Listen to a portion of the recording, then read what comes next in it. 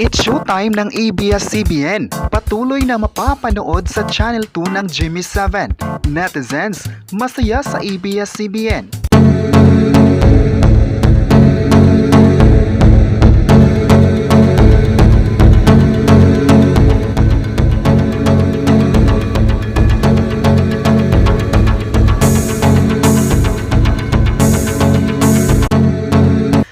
Dahil nga sa patuloy na partnership ng ABS-CBN at Jimmy 7, patuloy ring mapapanood ang It's Showtime sa Channel 2 ng GMA For The Box. Ang GMA For The Box ay ang nagpapalabas ng mga kalidad na mga programa sa Pilipinas.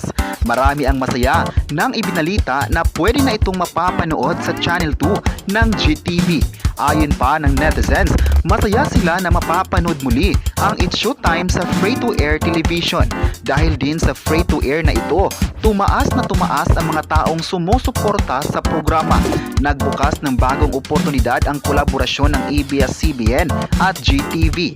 Maalalang pumirma ng kontrata ang dalawang TV network para ipapalabas sa GTV ang sikat na kapamilya noontime program na It's Showtime.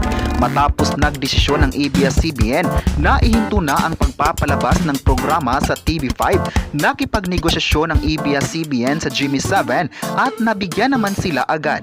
July 1, 2023 nang unang umere ang It's Showtime sa GTV at historical ito para sa lahat.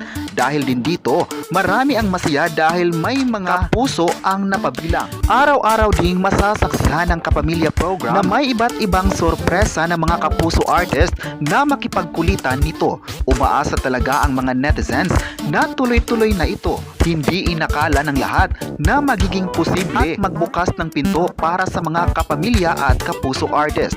Sa kolaborasyon na ito, marami ang nagandahan dahil ang dalawang media giants ay nagkaisa at wala ng kompetisyon.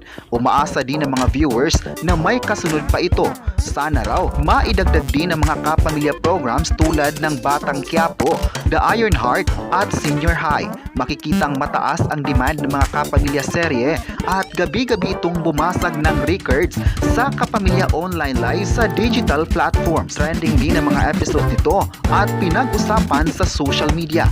Thankful din ang ABS-CBN sa mainit na pagtanggap ng Kapuso Network sa kanilang programa.